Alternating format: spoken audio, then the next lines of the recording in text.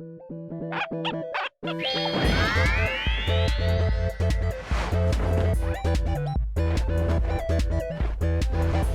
Oh, Chubbicorn.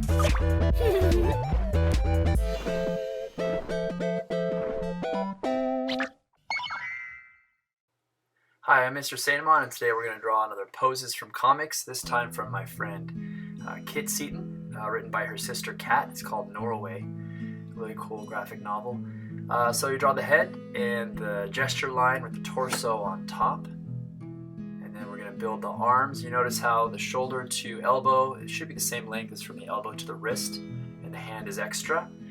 And then the other arm over there. And then we'll have these arms resting on the knees, or close to the knees. And then the feet are kind of turned up. So we're a little below this character looking up at him or her. And then I'm just cleaning up some of the lines and then drawing a diagonal place where the character is sitting. It could be on a curb or on some short ledge.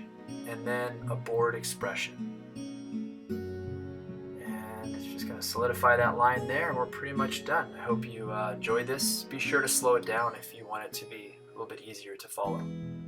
Thanks for watching.